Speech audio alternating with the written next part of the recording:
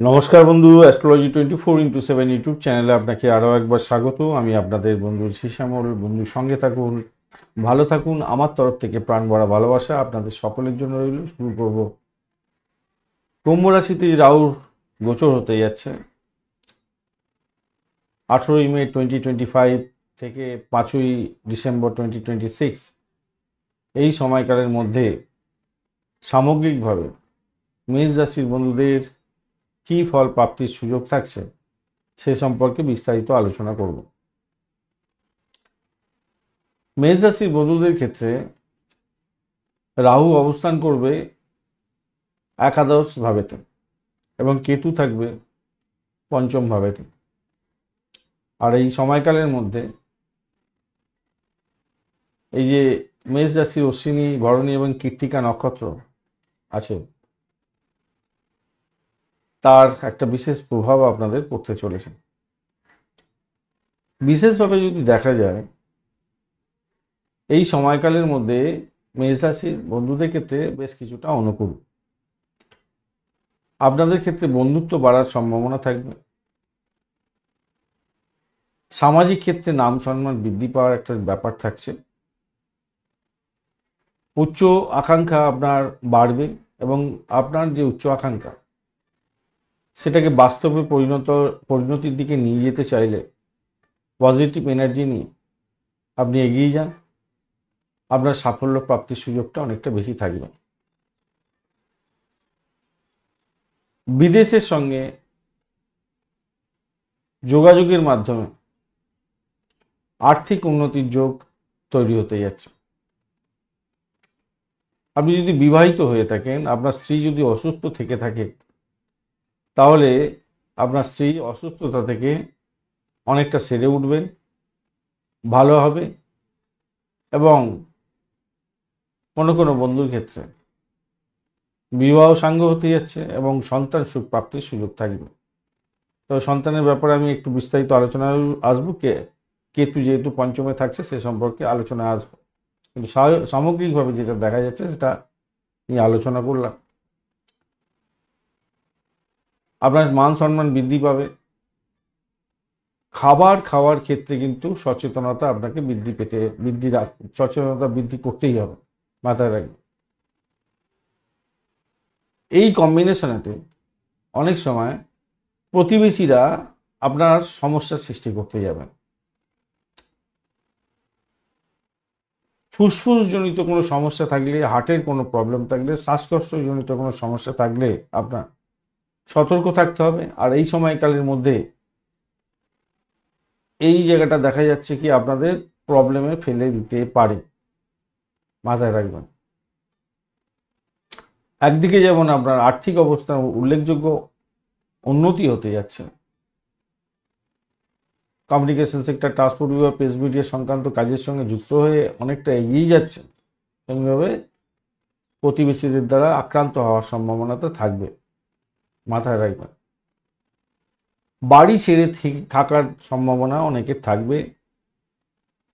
বাড়ি থেকে অনেক দূরে থাকতে হতে পারে কোনো কোনো বন্ধুর ক্ষেত্রে। তবে সেক্ষেত্রে আর্থিক অবস্থার উন্নতি আপনার হতে যাচ্ছে, কিন্তু মাথায় রাখবেন শেয়ার মার্কেটে বিনিয়োগ করা থেকে বিরত থাকতে হবে আপনাকে। এই সময়কালে আপনার অর্থ নাশ হয়ে যাওয়ার সম্ভাবনা থাকবে। যে সমস্ত ব্যক্তিরা বন্ধুরা চাকরি বাকরি করছেন, তাদের পদোন্নতির যোগ এবং বেতন বৃদ্ধির মতো যোগ আপনাদের দেখা দিচ্ছে। যারা নতুন বিবাহ করেছেন এবং এই সময়কালে সন্তান ধারণ করতে যাচ্ছেন, তাদেরকে বলবো ডাক্তারের সান্নিধ্য গ্রহণ করে তারপরে আপনারা কনসিভ করার জন্য চিন্তা ভাবনা করবেন, বা কনসিভ করেছেন অলরেডি, তাহলে আমি বলবো সন্তান জন্মদানের ক্ষেত্রে সমস্যার সৃষ্টি কিছুটা হলেও হতে পারে। সেক্ষেত্রে ডাক্তারের সান্নিধ্য সবসময় গ্রহণ করে থাকবেন। এতটুকু যদি শারীরিক আপনার কষ্ট আসে, তাহলে আপনি অবশ্যই ডাক্তারের সঙ্গে সত্ত্বর যোগাযোগ করুন, অসুবিধা থেকে দূরে আসার চেষ্টা করুন। যে সমস্ত বন্ধুরা নতুন ভাষা শিক্ষা গ্রহণ করার জন্য চেষ্টা করছিলেন, হয়ে ওঠেনি, এই সময়কালের মধ্যে তারা নতুন ভাষা শিখতে পারেন, ফরেন ল্যাঙ্গুয়েজ শেখার একটা সম্ভাবনা থাকবে এবং সাফল্য প্রাপ্তির সুযোগ থাকবে। অপরদিকে ধর্মের প্রতি অনেকটা বিশ্বাস আপনার জন্মাবে। গবেষণামূলক যারা কাজকর্ম করেন তাদের ক্ষেত্রে গভীরতা বাড়বে, দক্ষতা বৃদ্ধির সুযোগ থাকবে। আর্থিক ক্ষেত্রে আপনার বিরাট সাফল্য সেক্ষেত্রে হবে।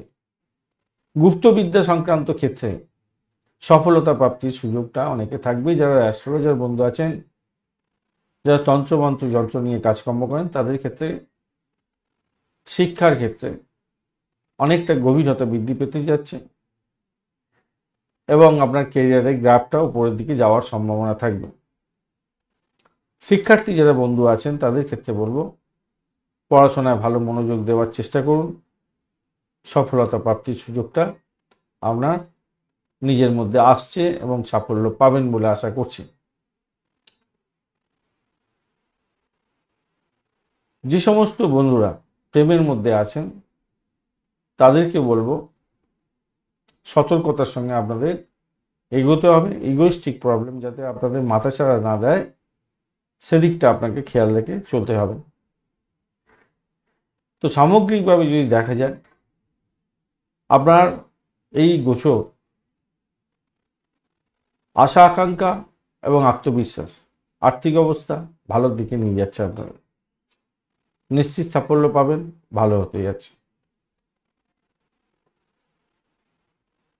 আপনার যদি কোনো সমস্যা হয়ে থাকে তাহলে অবশ্যই আপনারা মন্দিরেতে কালো তিল দান করতে পারেন। আর প্রত্যেক দিন গণেশজির পূজা করবেন, সূর্য নমস্কার করবেন, ভগবান কার্তিককে স্মরণ করবেন, দুর্গা মাতার জপ মন্ত্র জপ করবেন। ইষ্ট দেবতা যদি আপনার দুর্গা মাতা হয়ে থাকে তো ভালোই, অত্যন্ত শুভ ফল পাবেন।